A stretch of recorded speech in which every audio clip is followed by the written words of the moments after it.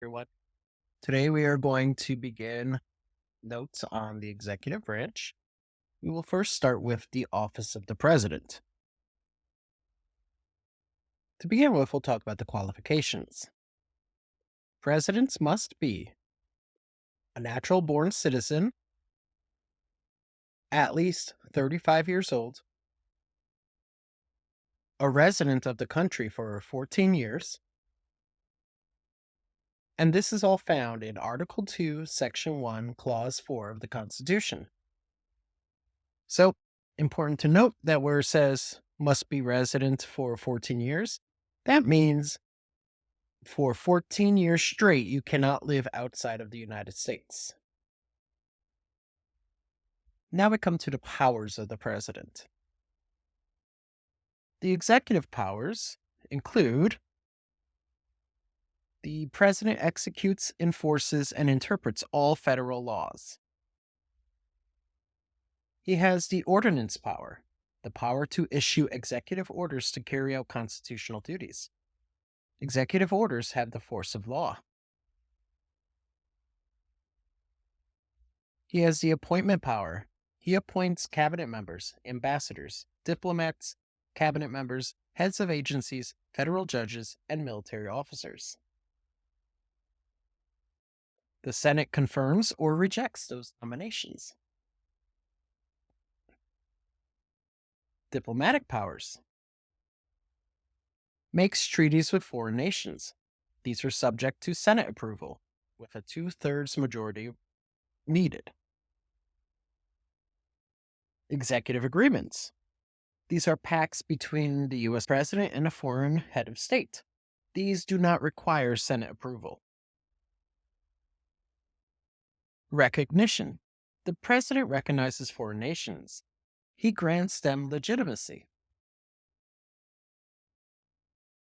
Military powers. He is the commander in chief of the armed forces. He has almost unlimited power to use troops without declaration of war, for example, Korea and Vietnam. The War Powers Resolution Act of 1973 says the president must report to Congress within 48 hours if forces are committed to combat. Combat must be completed within 60 days if no congressional declaration has been made. Then you have 30 days to pull out and return troops home. Legislative powers. The president recommends legislation through the State of the Union address, budget message, and economic report. He has checks on the legislative branch. He signs bills into law. He may veto a law or reject it, but that may be overridden by a 2/3 vote in both houses. He could do nothing, which means it becomes law after 10 days without presidential signature. Or he could do a pocket veto, where the bill dies if Congress ends its session within 10 days without this presidential signature.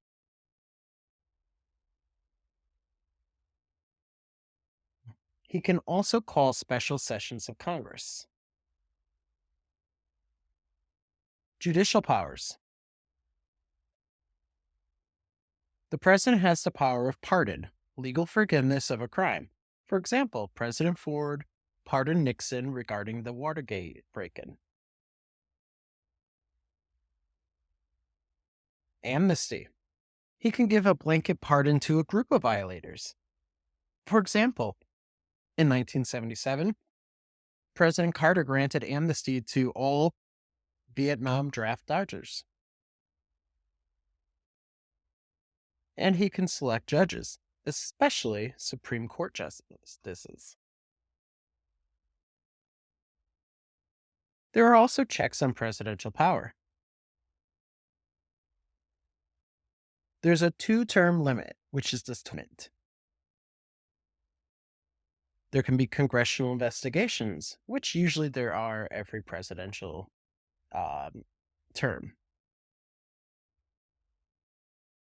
There's the impeachment power, which we talked about in the last unit. And connected to the impeachment power is the impeachment trial, which is done by the Senate. And we have the media, which is the watchdog. The media is also often called the fourth branch of Congress because the media has power in this country where they cannot be silenced for what they report. Now, we're going to talk about the roles of the president. So, the president's roles. He is the chief of state, chief executive, chief diplomat, the commander in chief, the chief legislator, and the party chief, and finally, the chief guardian of the economy. The chief of state. As the American chief of state, the president is a living symbol of the nation. He is the singular symbol of the United States. He celebrates national holidays and stands for the highest values and ideals of the country. So the president has to abide by rules that are stricter than your average American.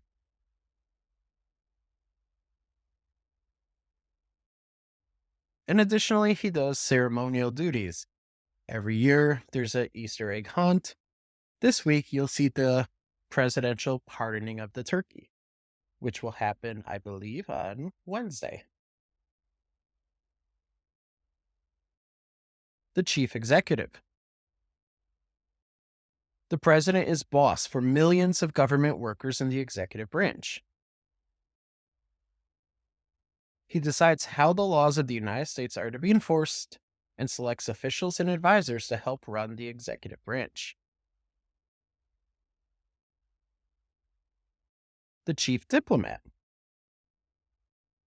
He decides what diplomats and ambassadors shall say to foreign governments. He sets United States foreign policy. He or she receives foreign dignitaries. He or she represents the United States overseas and negotiates treaties. The United States is the only member of government that can go overseas and represent the United States as an official. He usually delegates that power to the Secretary of State, the Commander in Chief. The President is in charge of the U.S. Armed Forces, the Army, Navy, Air Force, and Marines.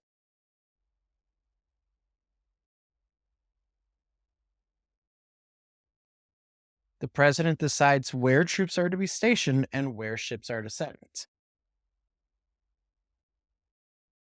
All military generals and admirals take orders from the President. He is the leader of the Army. The chief legislator. So the Constitution gives the President power to influence Congress in its lawmaking. The President may urge Congress to pass new laws or veto bills that they do not favor. He can use executive orders in laws. And as party chief,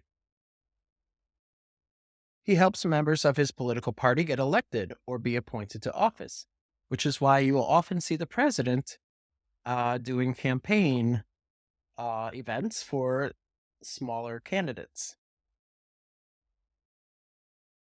He campaigns for those who have supported his policies